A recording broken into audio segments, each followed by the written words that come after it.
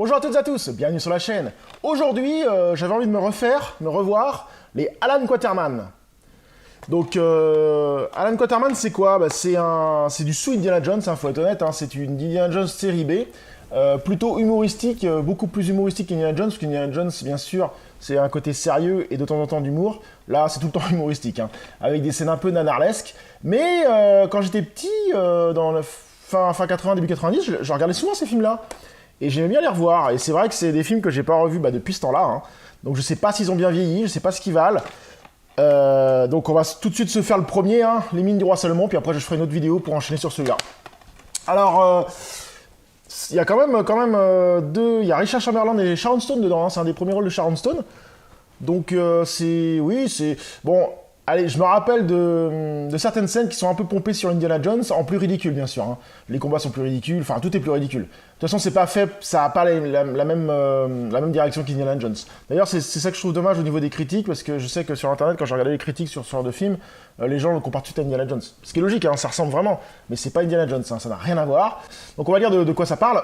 L'aventurier Alan Quatermain est engagé par Jesse Hodgson pour l'aider à la recherche de son père, un explorateur perdu en Afrique, aperçu pour la dernière fois près des mines légendaires du roi Salomon. Pour mener à bien sa quête, Quatermain va devoir affronter 1000 dangers. Des nazis, il y a toujours des nazis dans ces films-là, je me rappelais plus de ça.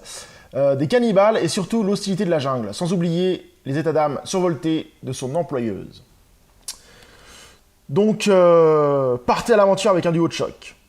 Alors pour moi, dans les films d'aventure comme ça, de ce style-là, il y a eu 3 films. Il y a eu bien sûr le Indiana Jones au top, hein. Il y a eu À la poursuite du diamant vert, les diamants du Nil, et après il y a eu Alan Quatermain. J'aime bien aussi... Benjamin Gates. J'aime bien aussi Benjamin Gates. Il a été dénigré celui-là, mais je trouvais ça sympa. C'est un peu les trilogies qui sont des aventuriers qui ont copié du Indiana Jones, bien sûr. Donc bah, on va voir si ça a bien vieilli, ça a mal vieilli, c'est parti. Donc je viens de me finir Alan Quatermain. Alors moi j'ai bien aimé, hein, l'humour, j'ai bien aimé le style, j'ai trouvé ça un peu folklore, enfin c'était pas mal.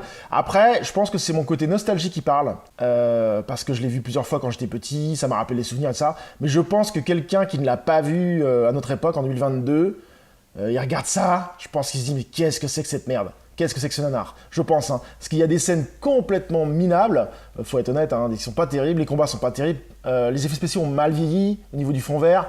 On voit typiquement le fond vert, c'est très mal fait. Le côté aussi raciste est très présent. Hein, quand ils parlent des blacks, ils les appellent les mal blanchis. Alors ça passerait plus du tout à notre époque. Il y a d'autres trucs comme ça qui sont assez chauds. Mais moi j'ai bien rigolé. Ça m'a rappelé des souvenirs débilités Indiana Jones. Donc c'est pour moi un sous-Indiana Jones série B. Qui peut se voir encore à notre époque, hein, si vous aimez les films un peu humour, nanar, ça peut être gérable.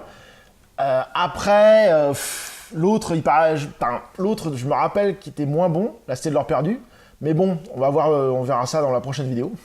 Donc voir Alan Quatermain en 2022, pour ceux qui l'ont vu à l'époque en 90, vous allez repasser un bon moment, parce que ça va vous rappeler toute une époque, ça va vous rappeler tout un style.